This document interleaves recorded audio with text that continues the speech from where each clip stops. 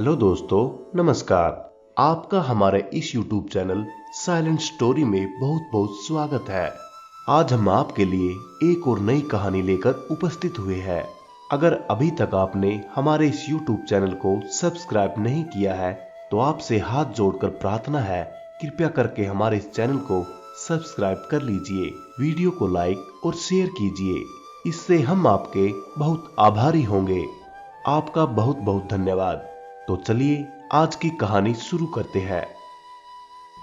भगवान शिव अपनी पत्नी पार्वती के साथ एक बार घूमते हुए धरती के अमरावती शहर पहुंचे। वहां शिव जी का एक बड़ा सा मंदिर राजा ने बनवाया था। शिव पार्वती दोनों को वह मंदिर पसंद आया, इसलिए दोनों वहीं रहने लगे। कुछ दिनों बाद मां पार्वती ने भोलेनाथ से कहा, प्रभु, मुझे चौसर खेलने की इच्छा है। भगवान ने सारा इंतजाम किया और दोनों आराम से चौसर खेलने लगे। तभी वहां मंदिर के पुजारी आ गए। पुजारी को आता देख मां पार्वती ने पूछा, आप बताइए कौन यह खेल जीतेगा? जवाब में उन्होंने कहा, महादेव ही जीतेंगे। जैसे ही चौसर का खेल खत्म होने लगा तो पार्वती मां जीत गई। माता पार्वती ने पुजारी की बात गलत साबित होने पर उन्हें झूठ बोलने की सजा के रूप में श्राप देकर कोढ़ी बना दिया। फिर पार्वती शिवजी के साथ कैलाश लौट गई। अब लोग उस कोढ़ी पुजारी से दूर भागने लगे। राजा ने भी उसे मंदिर के कार्य से मुक्त करके किसी दूसरे ब्राह्मण को मंदिर का पुजारी नियुक्त कर दिया। कोढ़ी पुजारी भी उसी मंदिर के बाहर बैठकर अपने लिए भिक्षा मांगने लगा। कुछ दिनों बाद उस मंदिर में स्वर्ग से अप्सराएं आई। पुजारी को देखकर उन्होंने उसकी हालत का कारण पूछा। उसने मां पार्वती द्वारा मिले श्राप के बारे में उन्हें बता दिया। सारी बात जानने के बाद अप्सराओं ने पुजारी को पूरे 16 सोमवार तक विधि पूर्वक व्रत रखने के लिए कहा। पुजारी को इस पूजा की विधि नहीं पता थी, तो उसने अप्सराओं से इसके बारे में पूछा। उन्होंने बताया कि हर सोमवार को सूर्योदय से पहले उठना होगा, फिर नहाकर साफ कपड़े पहनने के बाद गेहूं के आटे से 3 अंग बनाना, उसके बाद घी से दीप जलाते हुए गुड़, बेलपत्र, अक्षत, फूल, चंदन, जनेऊ लेकर संध्या के समय सूर्यास्त से पहले प्रदोष काल में भोले बाबा की पूजा करना। पूजा करने के बाद 1 अंग शिव शंभू को अर्पण करना और 1 खुद ग्रहण करना। इसके बाद बचे हुए अंग को आसपास के लोगों में प्रसाद के रूप में बांट देना। इस तरह पूरे 16 सोमवार करने के बाद 17वें सोमवार को आटा लेकर उसकी बाटी बनाना, फिर उसमें घी के साथ गुड़ डालकर चूरमा तैयार करना। इसका शिव जी को भोग लगाकर इसे आसपास के मौजूद सभी लोगों को प्रसाद के रूप में बांट देना। इस तरह से व्रत करने से भगवान शिव तुम पर प्रसन्न होकर कोढ़ की समस्या दूर कर देंगे। ये सारी बातें बताकर सभी अप्सराएं स्वर्ग लौट गई। उनके लौटने के बाद पुजारी ने हर सोमवार को विधि पूर्वक व्रत और पूजन किया।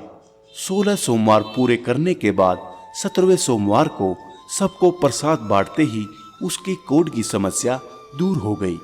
पुजारी के ठीक होने पर राजा ने दोबारा उस मंदिर में पूजा पाठ करने का जिम्मा उसे सौंप दिया।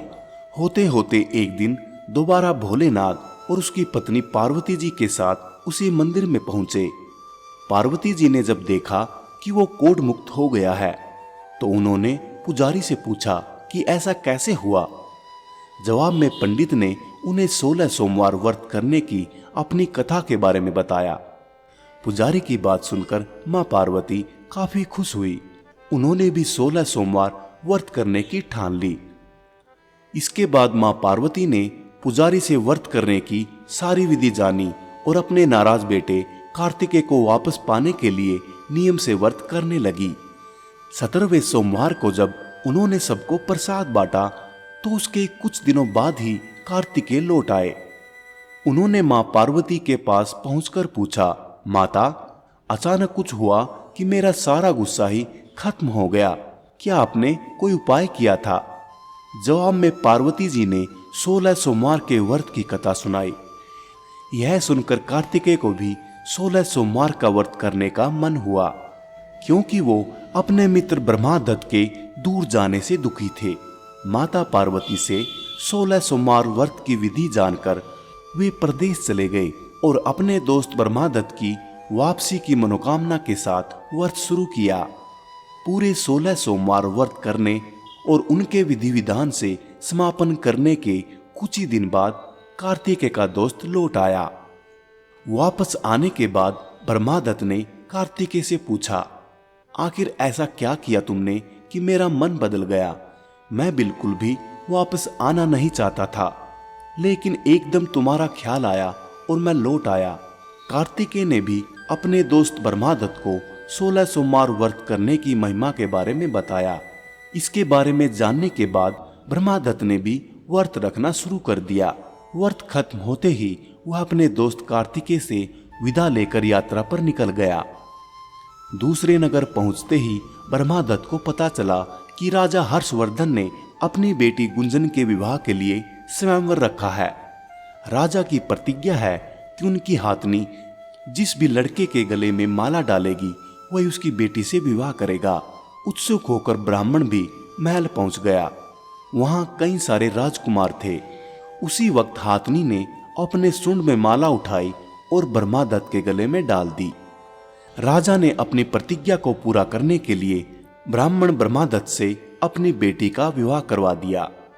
शादी के बाद ब्राह्मण से उसकी पत्नी ने पूछा, आखिर आपने ऐसा कौन सा अच्छा कार्य किया था कि हाथनी ने सबको छोड़कर आपको मेरे लिए चुना?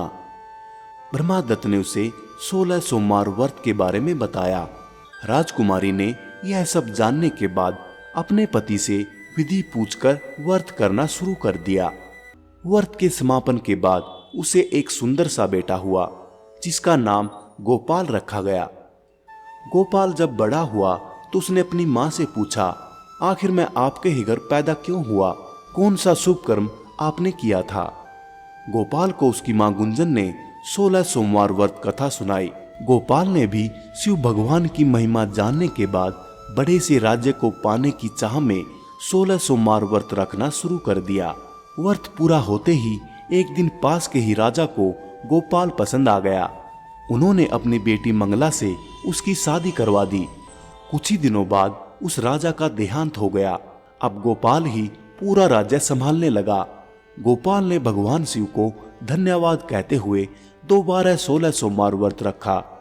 इसके समापन के दिन उसने अपनी पत्नी से सभी सामग्री पास के शिव मंदिर तक पहुंचाने के लिए कहा। मंगला ने खुद जाने के बजाय पूजा की सामग्री कुछ सेवकों के हाथों मंदिर तक पहुंचा दी। इसी दौरान आकाशवाणी हुई, राजन, तुम्हारी पत्नी ने 16 सोमवार व्रत का आदर सम्मान नहीं किया।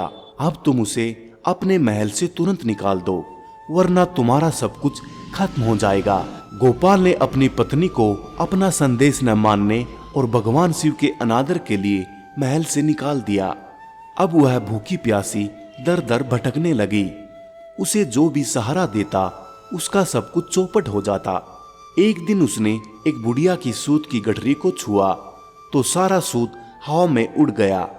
फिर उसे एक तेनाली ने रहने के लिए घर दिया तो उसके सारे तेल के मटके खुद ब खुद टूटने लगे। ऐसी मनुष्यत को देखते हुए हर किसी ने उसे अपने यहां से निकाल दिया। अब उसकी कोई मदद नहीं करता था। प्यास के मारे जब वो किसी नदी के पास पानी पीने के लिए पहुंचती तो वो नदी सूख जाती। फिर एक दिन वह जंगल में पेड़ के नीचे छांव पाने के लिए बैठी। उसी वक्त वह पेड़ सूख गया। देखते ही देखते सारे हरे भरे पेड़ सूखने लगे। कुछ देर बाद वो एक तालाब में पहुंची। वहां का पानी जैसे ही उसने छुआ उस पर कीड़े पड़ गए।